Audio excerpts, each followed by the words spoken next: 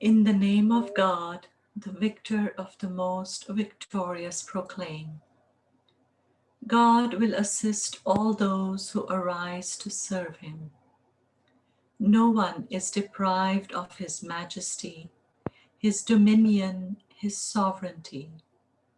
For in the heavens and on the earth, and in all the realms of God, he is the victorious and the conqueror.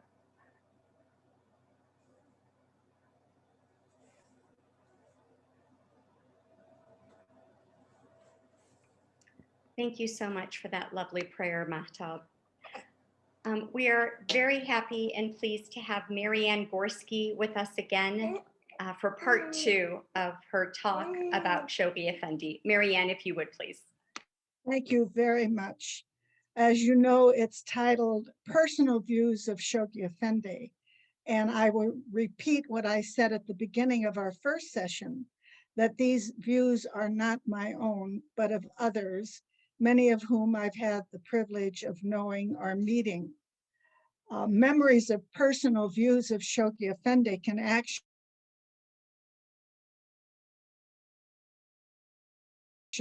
already written about the Guardian, and so many more stories that need to be written, that it would be a very, very large book. As you also know, those of you who have had patience with my reading, is that I always prepare these talks as a paper in which I could send it out afterwards on a Word file. Some of the publications that are already out there directly on Shoghi Effendi are ones you're very familiar with. First and foremost, of course, is The Priceless Pearl, written by the Guardian's widow, Amata Baha Rahia Kanu. Then in 1988, she wrote another book called The Guardian of the Baha'i Faith. Ugo Giaccheri wrote a book that was called Shoghi Effendi. And this Italian hand of the cause of God worked closely with Shoghi Effendi, securing the Carrara marble that was needed for building the Shrine of the Baal. Another very good book, I like the subtitle of this book.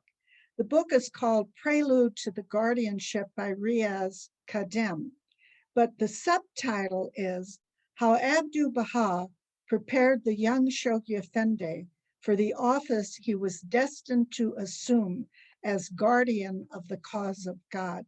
I especially like the guardian of the cause of God, not the Baha'i faith, but the cause of God, which is so much broader. And finally, another very good book is The Vision of Shoghi Effendi. Now, this is a series of articles that were presentations on Shoghi Effendi at the 9th annual conference of the Association of Baha'i Studies. That particular conference took place in 1984. Dozens of biographies and autobiographies lovingly relate the stories and impressions of Shoghi Effendi.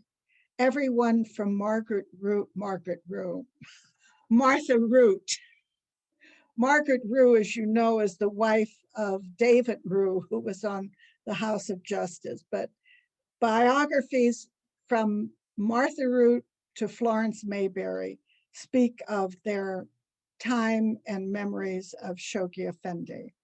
In mentioning their views of him, they talk about the qualities of his personality, the adjectives of his countenance, the glimpses of his insights. All of these would move any reader to appreciation and further contemplation on the life of Shoghi Effendi. My longtime friend, William Collins, from our days at the World Center together, wrote the preface of The Vision of Shoghi Effendi.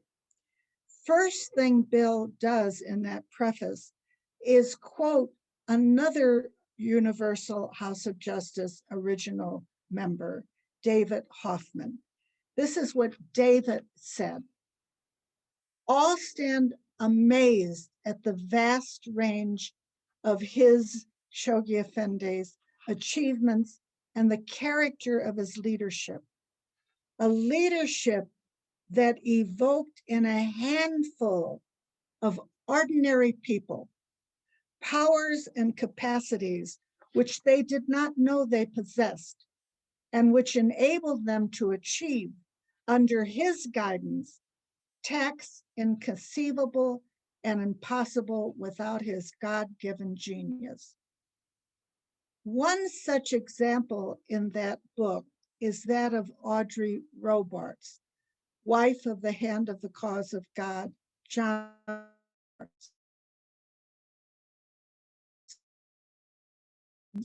And it appears in that book. She wrote of the Guardian sending her family as pioneers to Bechuanaland land. I don't know if I'm pronouncing that correctly, but it's in the south part of Africa. It's a piece of land the size of France, has one person every 17 square miles, and no paved roads. And of course, this was a long time ago. She said how she was always assured of success because she knew that Shoghi Effendi always prayed for the pioneers, which reminded me of another story I've already repeated to Nada's audience, and that is Rahia Khanum's personal kindnesses when she found out that a free 3-day visitor was a pioneer. And she would always invite them to the master's house for a one-on-one dinner. One could really never forget the awe and astonishment on their faces when they received this unexpected invitation. Think of the table conversation. You have the personal attention, and she's giving you personal attention, not a class, not a conference, not a world congress. It's you and the wife of Shoghi Effendi. She's talking just like a fellow believer, filling you with the spirit of the master's house.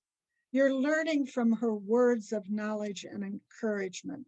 Surely those pioneer visitors went back to their pioneering post with a renewed spirit of service. Permit me to tell another story in respect of Rahia Khanum's generous heart. I'll try to make it brief. I don't know if that's possible, but I'm going to skip over half the story. We're going to pick it up with my sailing from Cyprus to Haifa for a 9-hour visit to the World Center in 1997. Unplanned was a non-Baha'i as my sailing companion. Serene was known to the believers in Cyprus. She was a travel agent who booked the sailing and upgraded my cheap ticket from the belly of the ship to the top deck.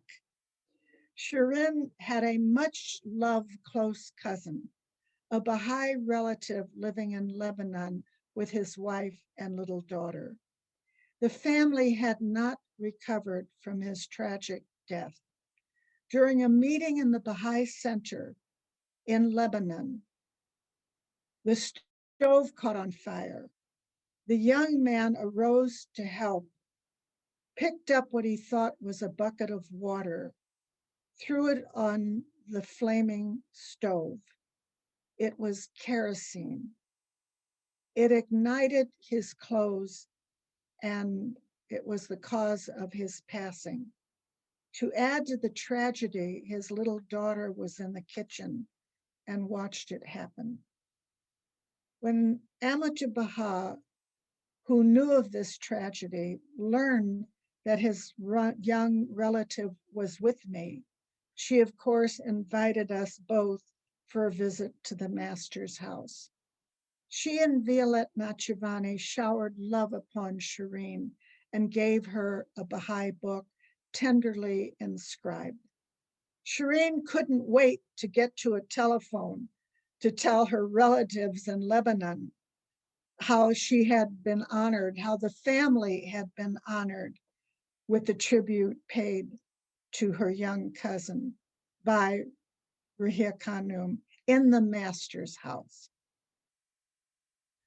Some of the words that the beloved guardian shared at the pilgrim's table may not have been fully comprehended at the time. Perhaps the words sounded of interest, but were yet to be understood until his vision became reality. Mrs. Robarts wrote that Shoghi Effendi came to the table one day and said, "I have laid out the ark on Mount Carmel today." Think of this, friends. It is 1955, when the work of erecting the first building on the ark, the International Archives, was taking place. Mrs. Robarts recalled those words of Shoghi Effendi 20 years later, when on a return visit to the World Center, she heard and spoke of the constant rat-tat-tat, rat-tat-tat, and saw the white dust in respect of the erection of the seat of the Universal House of Justice. Later pilgrims and current ones are blessed with the awesome beauty of other administrative buildings on that ark, as envisioned by Shoghi Effendi for the present administrative order and the future world order of Baha'u'llah.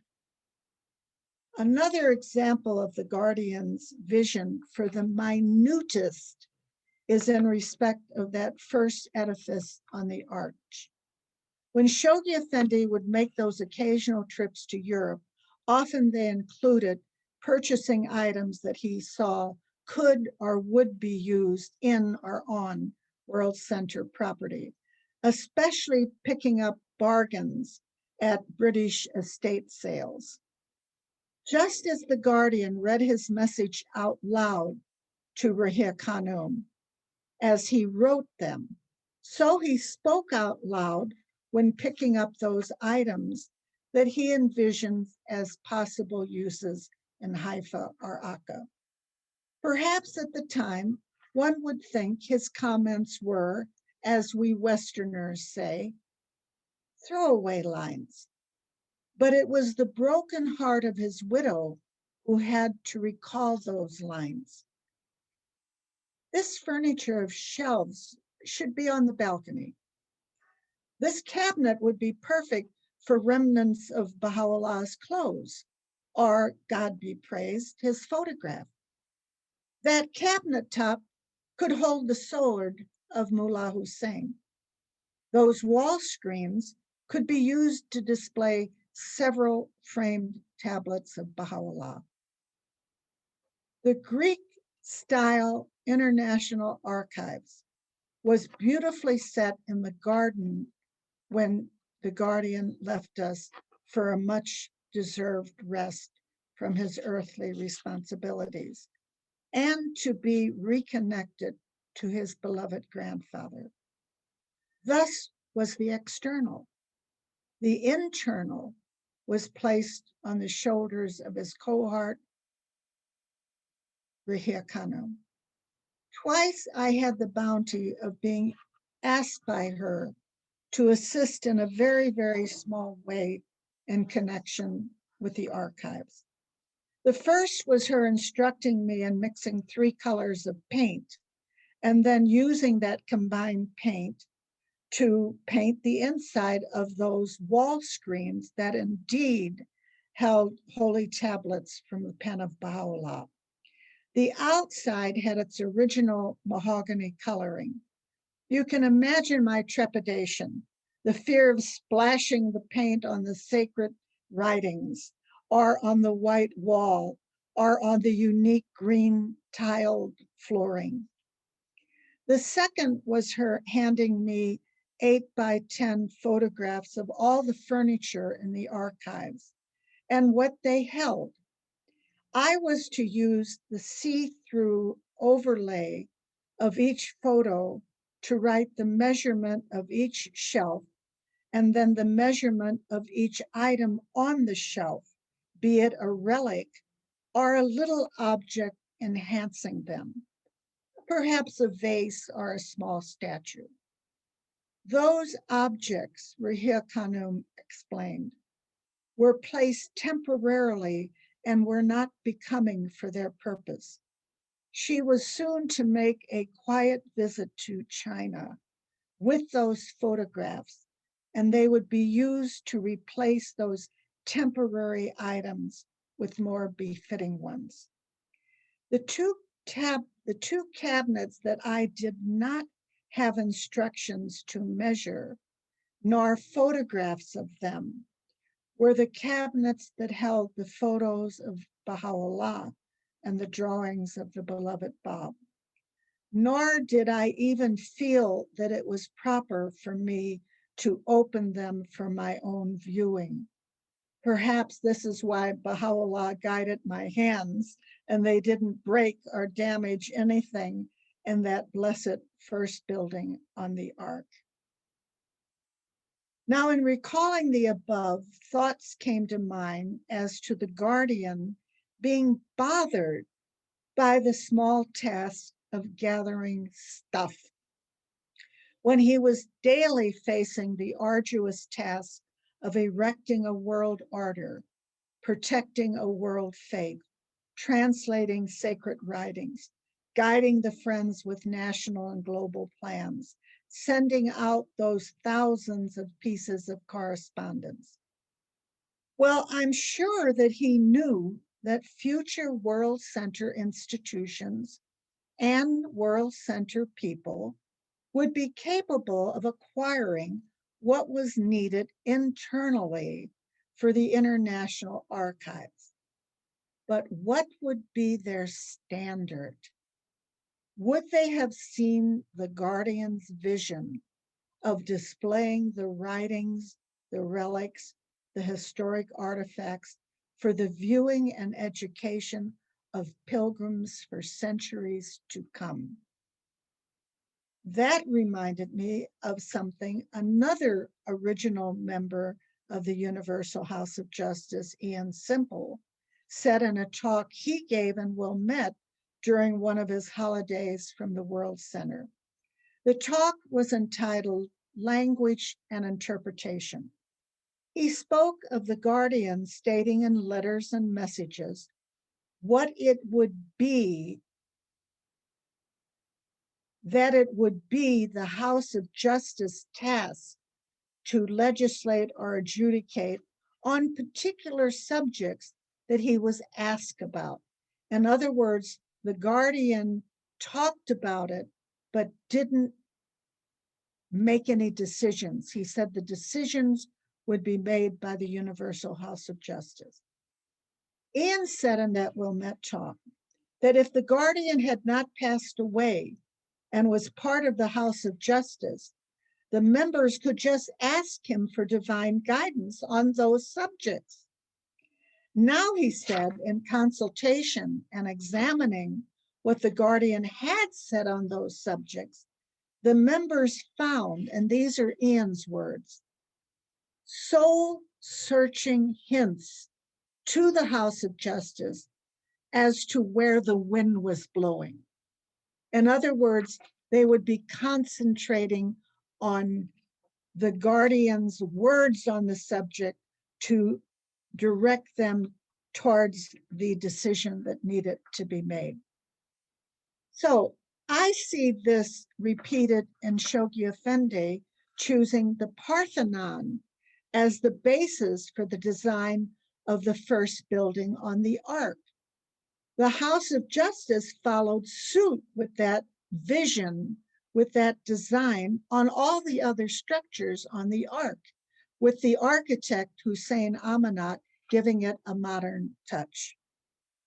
The same with the inside of the archives. The furnitures that he purchased and the comments that he made into the open ears and memory of Rahia Khanum told her how he envisioned the completion of the building.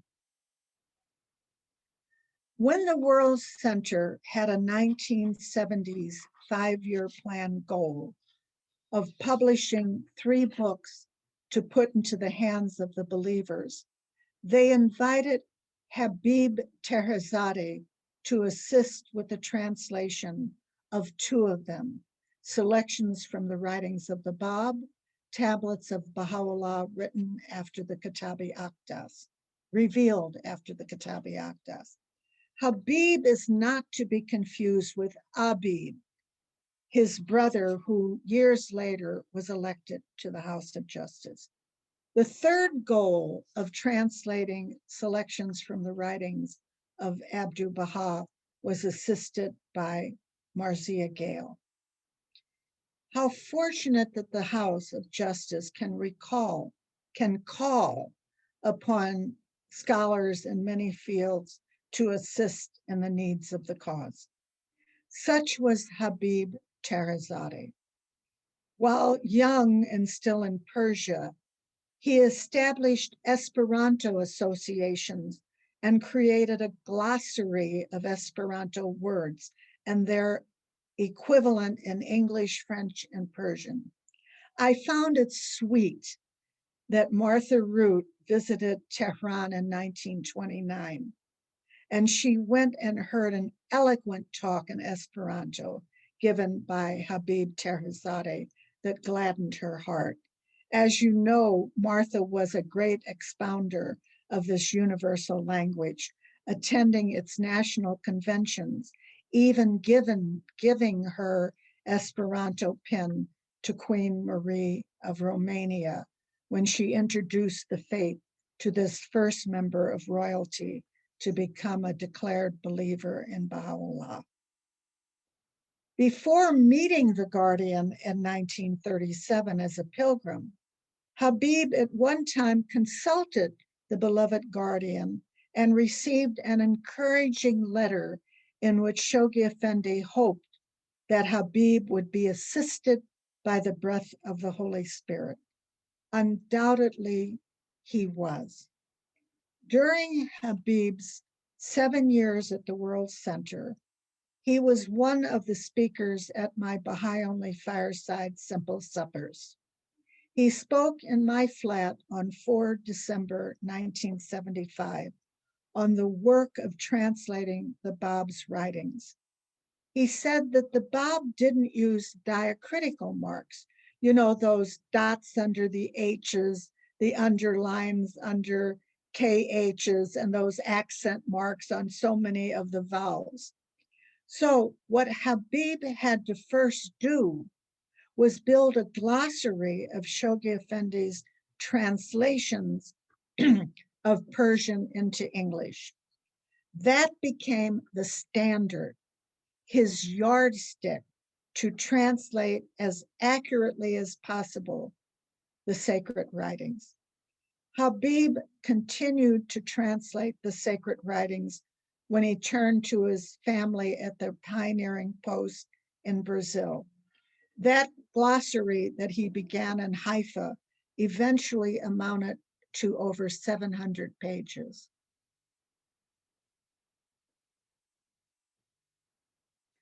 Another pilgrim whom the Guardian sent a throwaway line to was Violette Nachivani, which was to prepare her for a marked change in her life.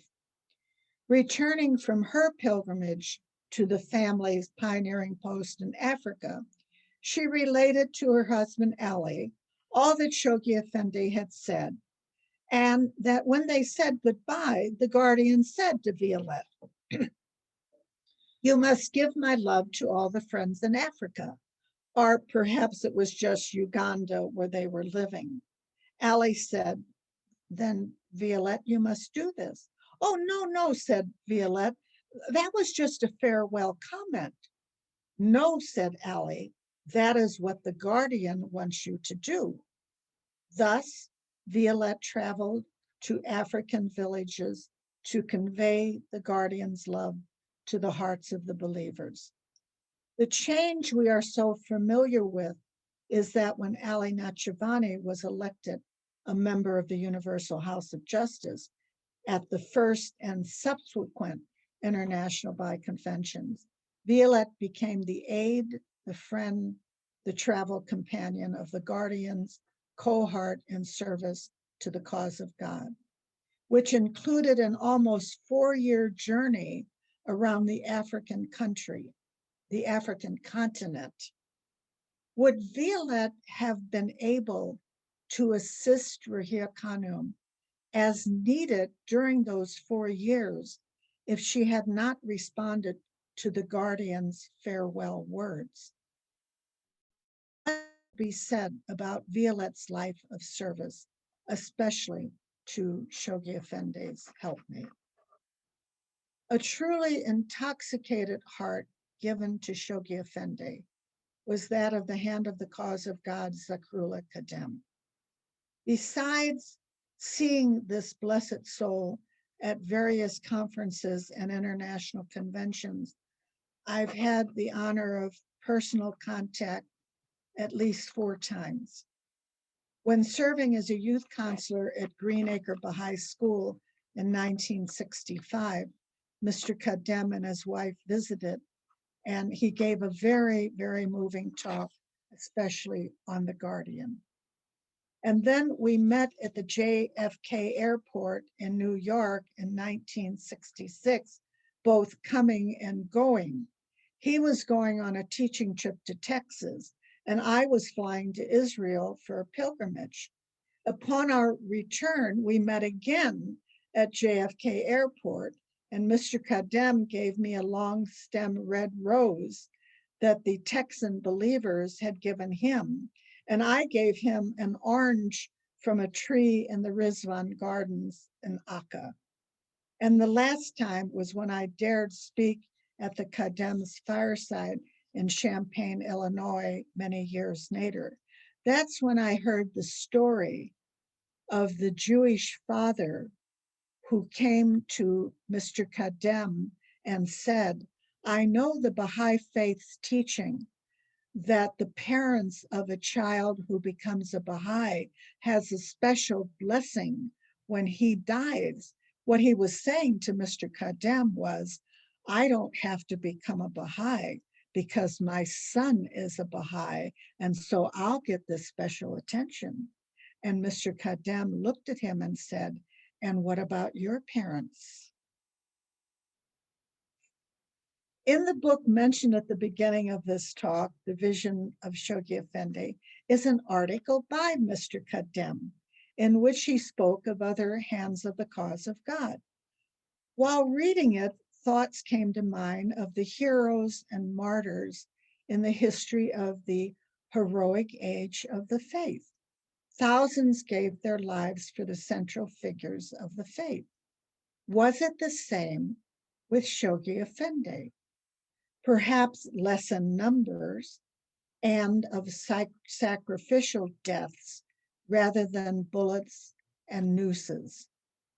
Keith Ramson Keeler, whom the Guardian sent to Persia to persuade the postal authorities to reverse the law forbidding Baha'i literature to go through the mail. Shoghi Effendi mentions her more than once in God Passes By, and wrote of the tenacity and self-sacrifice of the fearless and brilliant Keith Ramson Keeler, the first American martyr. Were there others? Though she died of heart failure, Shoghi Effendi named Rahia Khanum's mother, May Maxwell, a martyr. This is the paragraph from God Passes By.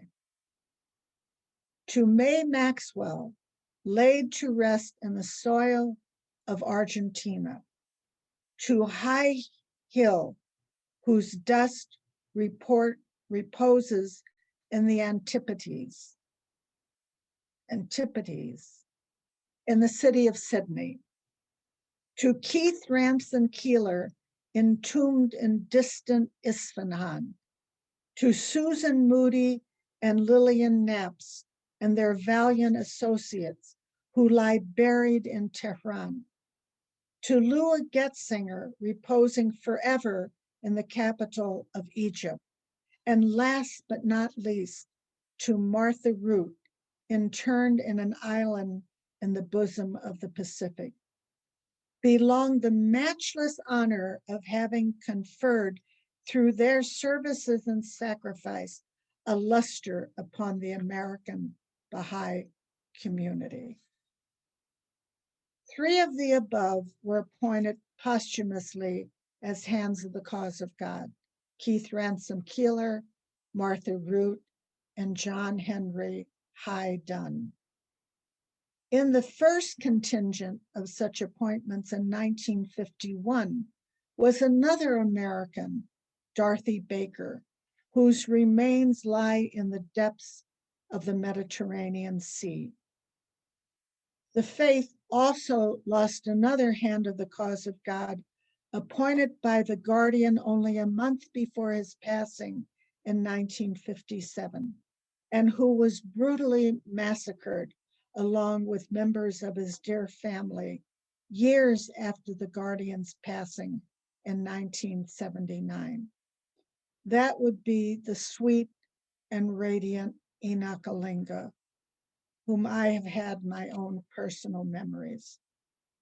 It would be Mr. Olinga's friend and teacher, Ali Nachivani, who, as overseer of the African continent, was the first House of Justice member to hear the tragic news.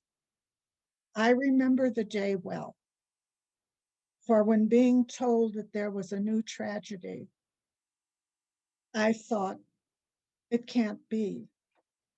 What could amount to another sorrow when the house of the Bab in Shiraz had been totally demolished by the enemies of the faith in Iran?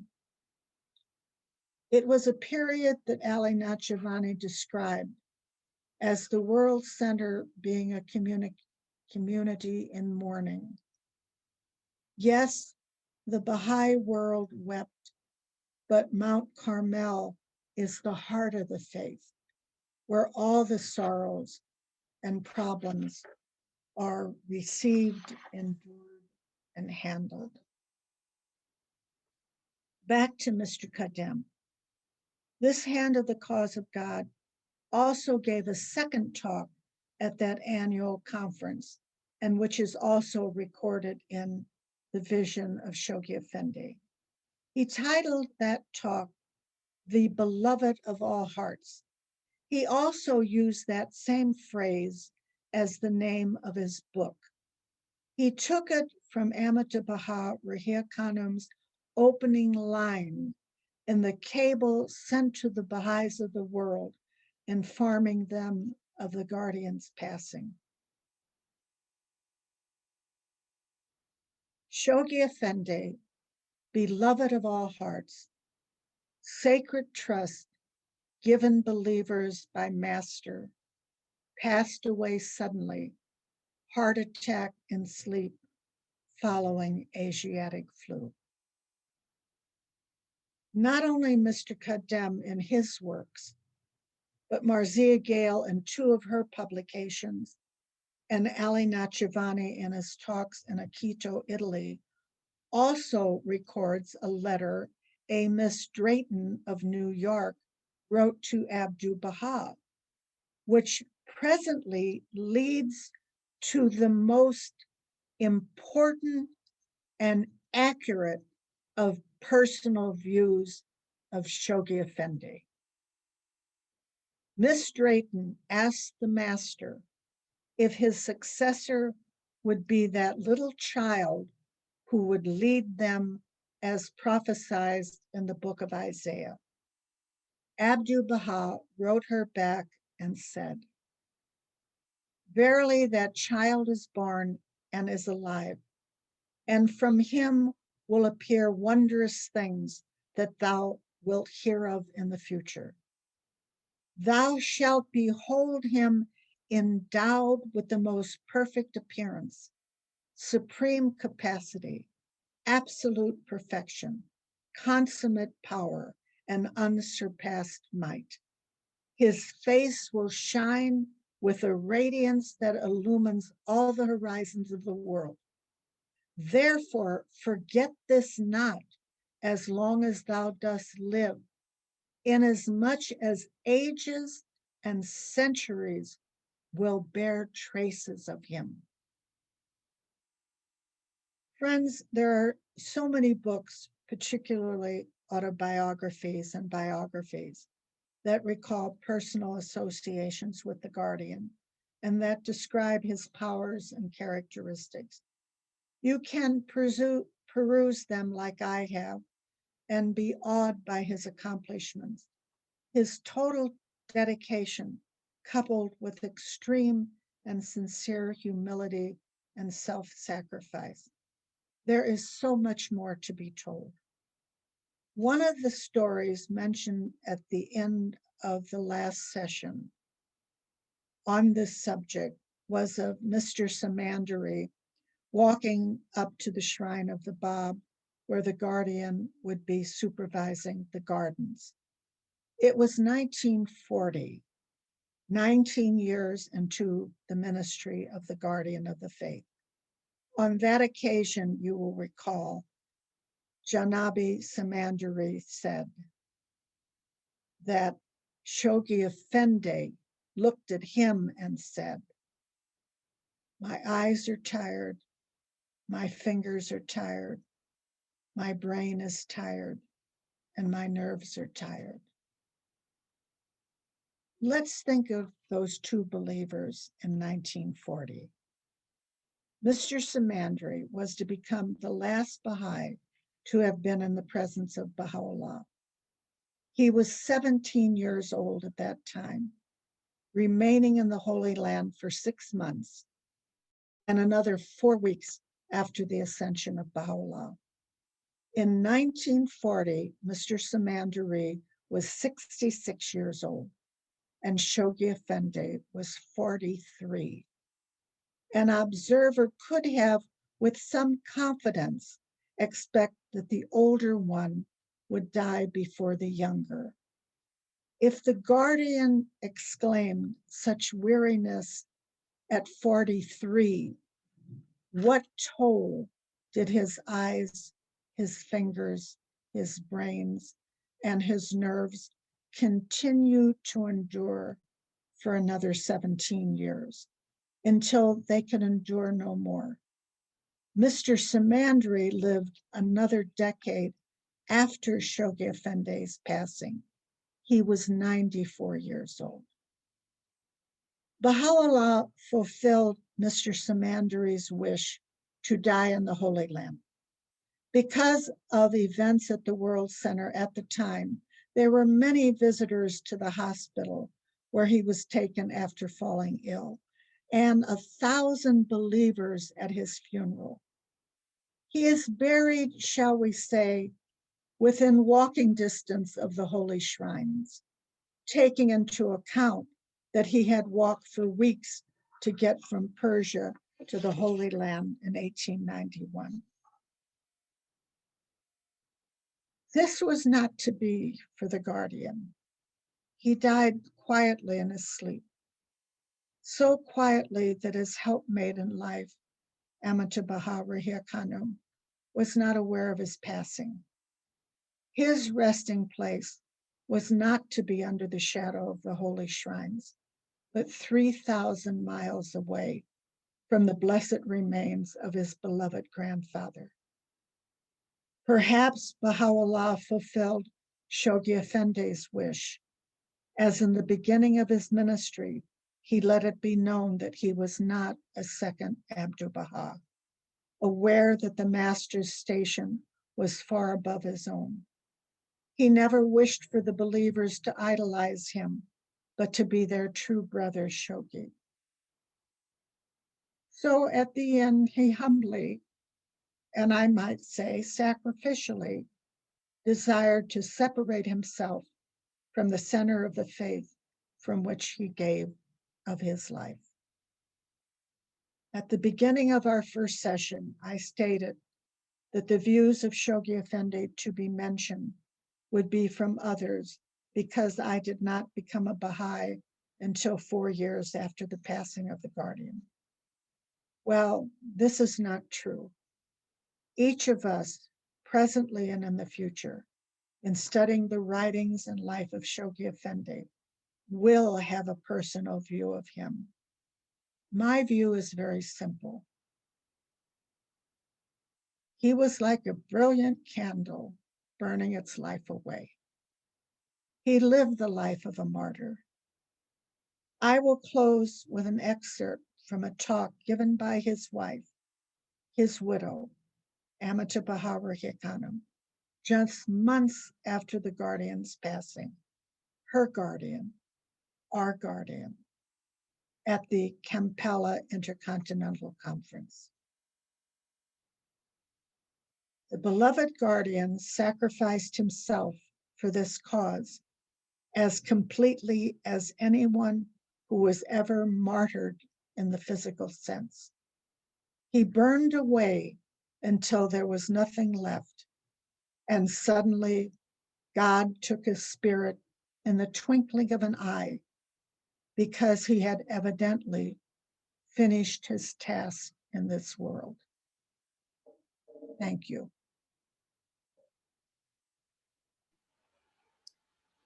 Thank you so much. That was absolutely wonderful. Does anybody have any questions or comments?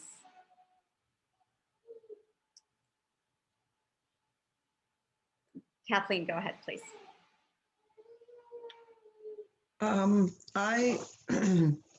When you mentioned something about having a personal moment with Shoghi Effendi, I was blessed with a dream in 1974 that brought me to the faith. And I mean, it's been the greatest blessing. In this dream, I was in the Holy Land. I didn't know where I was. I was raised Catholic. And all of them were there in my dream. And it took me a while, of course, to find out who was who and where things were.